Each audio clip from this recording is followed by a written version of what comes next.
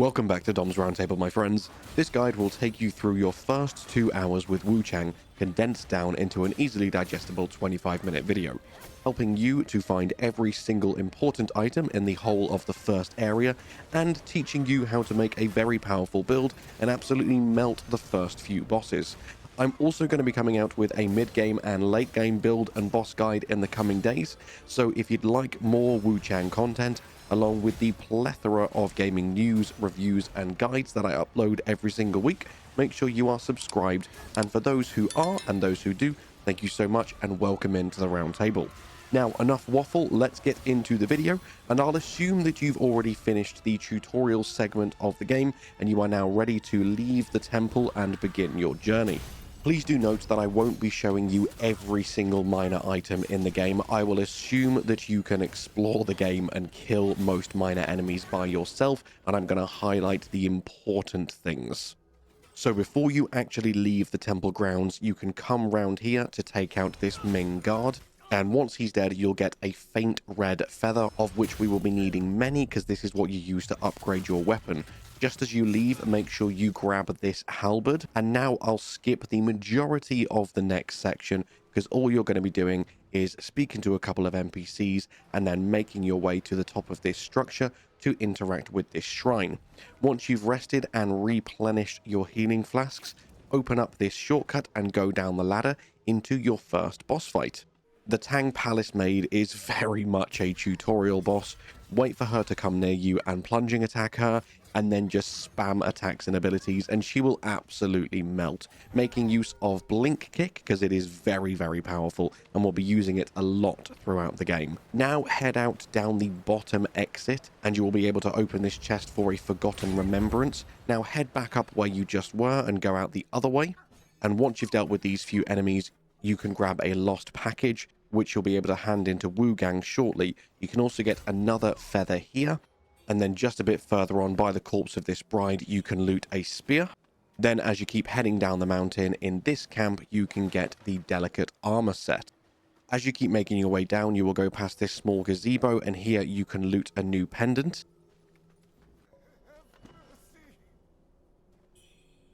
Now, as you enter the next main area, make sure you grab and equip the fire pots, because a well-placed fire pot here will take out this entire group of enemies in one hit.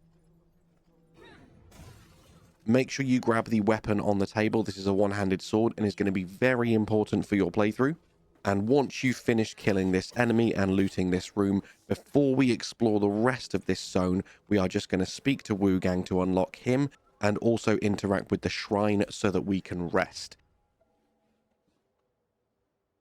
Now we're going to do our first level up, and for the purposes of this build, we are going to stick with the longsword. It is absolutely fantastic. So grab Sword Saint to unlock the rest of the tree, and then we're going to take the right path for Blink Kick Variant 2 to make it more powerful when used with Skyborn Might. Progress down to the left so that you can unlock the ability to upgrade your weapon.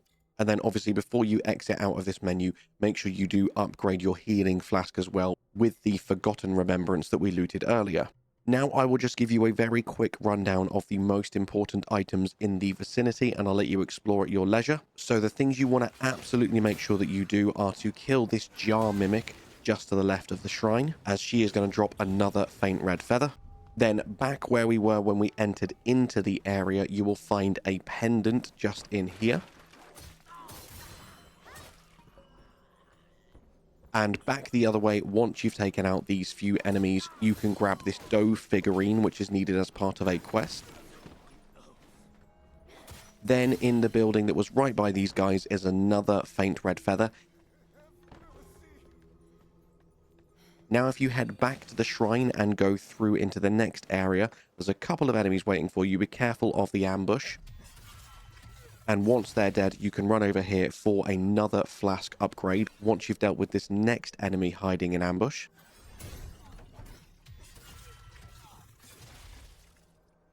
This one, the Lost Remains, is going to increase the potency of your flasks. Now you can make your way down this broken walkway, and in this room is going to be a golden bowl for Wuchang and also a little bit of lore. But before we open that door and tackle the boss, I'm just going to teleport back to the shrine and do another quick upgrade. We only have 2 levels, so I'm just going to make my way down the left-hand side of the longsword tree and also upgrade my healing flasks. And make sure you do check if you have any benediction stones to equip into your longsword as well. Now go back, open the door, and face the boss. This guy seems pretty daunting at first, but because we have been speccing into the longsword tree, every second hit will give you a charge of Skyborn Might, and you can then just juggle that with Blink Kick to keep him stunned for the majority of the fight. So all you're doing is trying to watch out for his attacks and dodge out of the way of his attacks, and you are just cycling between 2 hits and a Blink Kick, 2 hits and a Blink Kick. It's as simple as that. That is going to be your rotation for 90% of the fight. It's not absolutely perfect. You'll take a couple of hits here and there, but you've got enough healing that you can tank through them. He's pretty weak. He has a very small health bar in comparison to most bosses in this game. So just keep cycling through that rotation. And as you can see here, I see he's very close to staggering. So I greed the stagger and I kill him before even needing to heal. You'll get a few different rewards from beating him, along with a copper jug to hand in, a really great spell, and a key that you need to progress to the next area. But most importantly, you learn the ability to temper. So we're going to socket that now and add the flame bone needle in so that we can use our tempering. And this is going to make future boss fights significantly easier. Now, once you've gone back to the shrine and rested, head out of the door that you have just opened and down into the narrow stretch. Make sure you kill this bamboozling on the way for a bamboo shoot. And then just keep progressing forwards and speak to Nyan so that you can grab the item he gives you. Open the doors just up the stairs ahead and to the right of him. And in here, you will see a child that you can give that dough figurine to, and you will learn a new emote. The next thing we're going to do is explore a few optional areas to make sure we're missing no important loot. So follow me down to the right here. Feel free to take out these 3 enemies that you'll encounter. And then you want to go right and over the bridge. Keep following the path all the way along to the end, and you'll be able to grab a new benediction stone. Now head back the way you came, up the stairs to the right, and at the end you will find a small cave you can enter. Just in front of that cave is a bamboozling, so make sure you have stamina. Don't do what I did and run out of stamina and then miss him. They do respawn, it's just annoying to have to come back. In this cave, you can speak to the storyteller for another bamboo shoot and some lore. Then when you're done, come up and to the right to speak to the panda. And I advise you grab the steam-powered spear because it's a great weapon. Now you're going to head back out and just keep exploring and grabbing bits of loot here and there. I'm showing you a few examples here of the items that I'm not going to be showing off for the rest of this video. I've been skipping many of the things like minor red mercury and healing items and stuff like that. I trust you to be able to explore on your own, so I'm going to continue just showing you the most important items. One thing you do want to do is watch out for the ambush here as this guy breaks through the wall, then go into the building he just broke out of for another benediction stone. Then be very, very careful with this Ming general here. He is particularly powerful. You might actually want to run past him and go to the Shu Sanctum first to rest, so you can get a pretty much guaranteed backstab on him. Though if you are confident in your abilities, you can kill him straight away, and you are rewarded with the full Ming armor set, along with a free level up. From here, you can use worship on this shrine to unlock a bit of lore, and also get a divine gift. Now feel free to head into the Sanctum, rest and level up. Speak to all the NPCs, do your buying, do your selling, before we are then ready to continue on with our quest. While we're here, I'm just going to show you the armor set I'm currently running because it's got a really great balance between all of the different mitigations and resistances. So I've got the starter helm along with the dazzling fake monk robes and the hands and legs of the golden bandit set. And just in case you didn't know, Wuchang does sell these things, but every armor set that Wuchang sells, you can actually farm for free from the respective enemies. So if you don't have these and you want to use them, this is where you can buy them from, or you can just farm them from the enemies we have just been killing. Now, before we move on, make sure you've got that one-handed sword equipped. because we're about to pick up an ability that makes it very, very effective to have in our offhand. So where you spend your levels isn't particularly important at the moment. Just keep progressing through the longsword tree and making sure you're grabbing a couple of additional Skyborn mites to the left-hand side of the skill tree. Then spend your final point in biding time. This is going to mean by just walking around with your one-handed sword out, you will be automatically passively gaining Skyborn Might for free, so you can start every encounter with a bang. This is the largest section of the video. We're now just going to be clearing out the majority of Worship's Rise. There's many, many branching paths, many ladders, many shortcuts, so just explore it at your leisure. And I will call out any important encounters for you, such as this jar mimic here that's going to give us another faint red feather. And I advise you use the tactic that I do and basically just go around killing every single enemy, because you then know, okay, there's enemies in this area, I haven't killed them yet. That means I haven't explored this area yet. Again, there is another jar mimic here. I've just climbed up a few ladders and I'm now on the roof. And as I say, if I was to leave in the entire route, you would be here for a few hours, and that's just no fun. So once you've cleared the area and dropped down into this broken building here, you can unlock a shortcut. And we are actually going to go down and start exploring this area right now. Remember these stairs leading up to this enemy with the two dogs? We're going to come back here shortly because that is the way to the next area. For now, backtrack and go right, and you can walk up some more stairs to take out this giant ogre dude. Once he's dead, you can loot yet another benediction stone. And then if you go back where you just came from and take another right, you can open this shortcut back up to the Reverend Temple.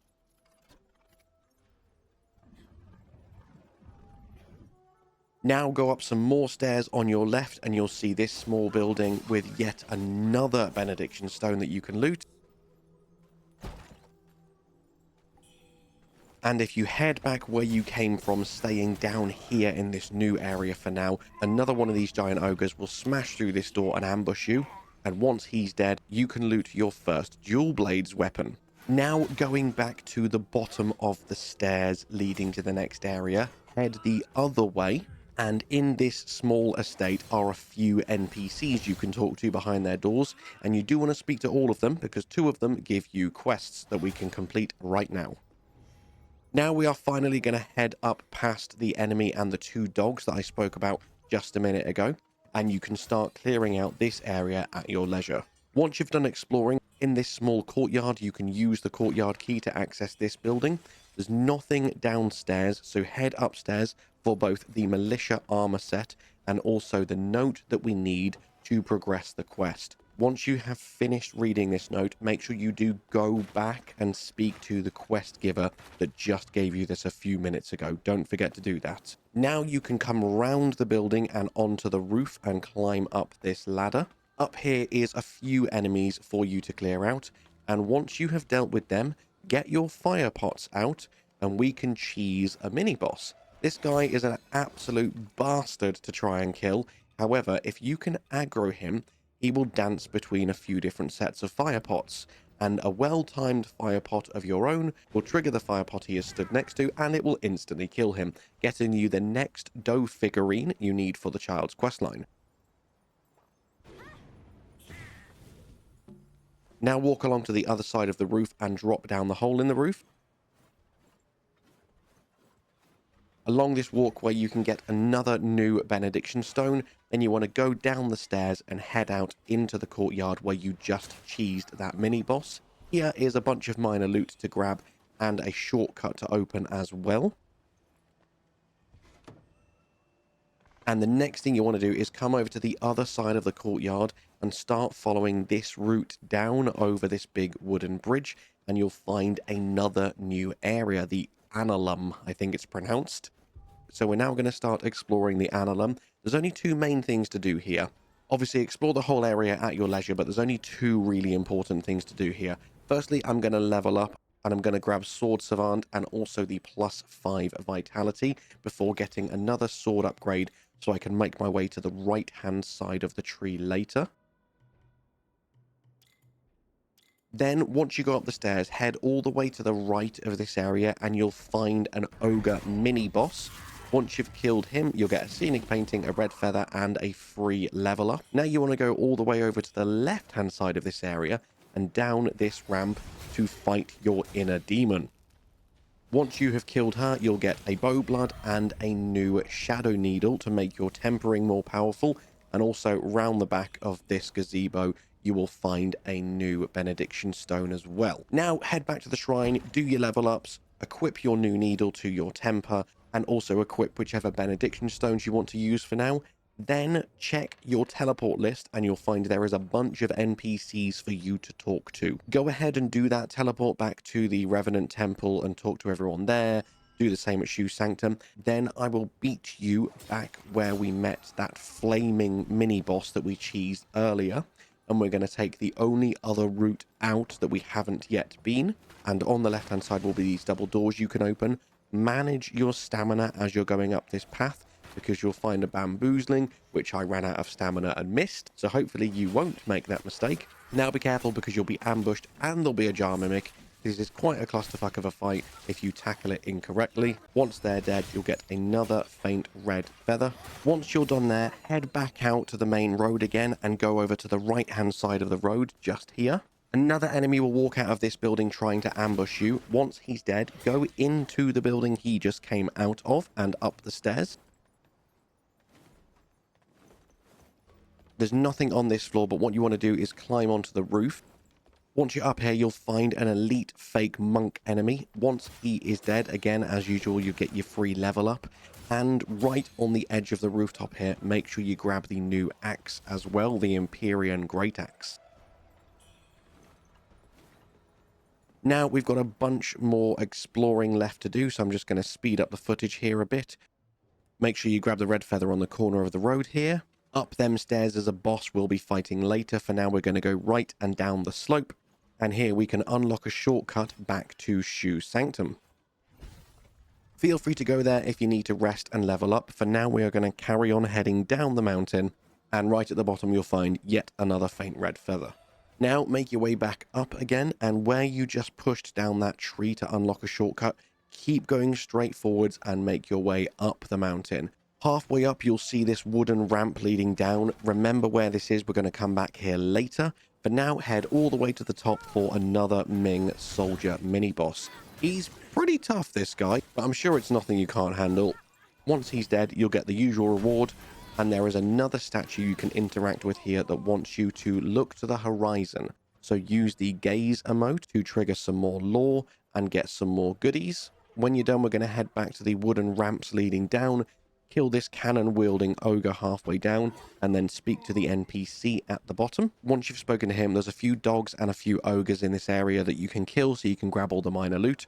The two last important things for us to do is to come to this little alcove here, where you're going to find 4 particularly tough guys of Wuchang's race. I don't know exactly what he is, but these little dudes here.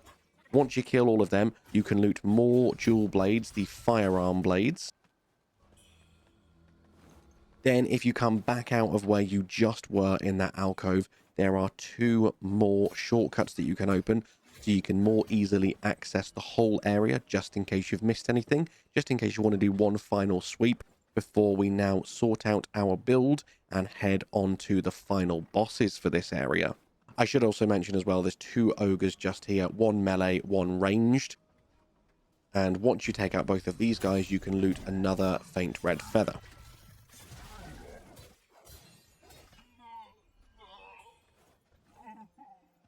That is everything important in this area. So now go back and sell everything you don't need, so you've got as much red mercury as possible. Go and buy whatever armor you want from Tao Chin. And now let's do our final level up and build tweaks before we fight some bosses.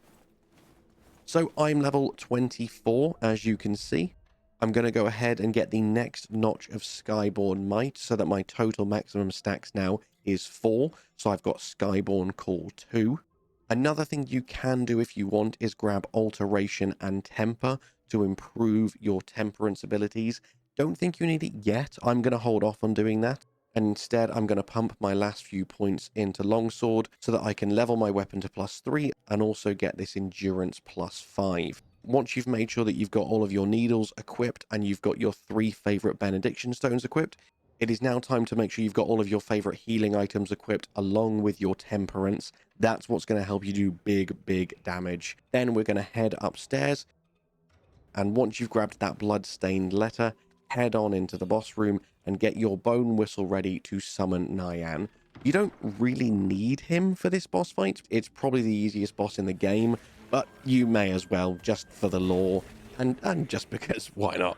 There's not really many strats I need to give you for this fight. He melts pretty damn quickly. Get off a few well-timed backstabs and you will stagger him. Then you can use your obliterate and the rest of his health bar will just absolutely melt. It really is that quick and easy.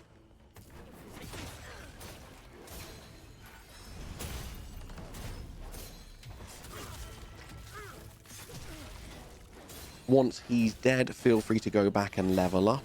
You can then use the temple key to then unlock this hidden staircase down. Speak to NPCs, buy whatever you want to buy, and we're now going to come back to these double doors that we saw earlier and open the way to the next boss. Now, if you do have a tough time with this one is technically an optional boss. You don't need to kill it now. In fact, you don't need to kill it at all, but I would advise doing everything in this game just because the story is so incredible. So Lu can be a bit erratic, and my advice is to stay as close to her as possible at all times and just keep circling around her, just using combos of 2 slashes with your tempering. If she's just done a particularly big attack and you think you can get away with a longer combo, then go for it. You should have enough healing for a few particularly greedy moments in this boss fight. She's nowhere near as scary as she initially looks. And halfway through the boss fight, she will use this really scary looking attack where she's spewing blood everywhere. It will completely miss you as long as you're very close to her. And then she will stagger herself for quite a while afterwards, allowing you to shred her health bar. Just be quite aggressive, stay close to her, stay behind her, just keep spamming your attacks, and she should go down in no time or with a few well-timed dodges. And that is it. You have just annihilated all of the bosses in this area. You've done everything you can in the whole of Worship's Rise. It is time for you to head down into Shu Sanctum, ready for the next zone. So as always, my friends, if you liked this video, please make sure you subscribe and like and turn the notifications on, etc. And all that's left for me to say is thank you so much for watching. I hope you have an amazing day, and I'll see you in the next one. Bye-bye.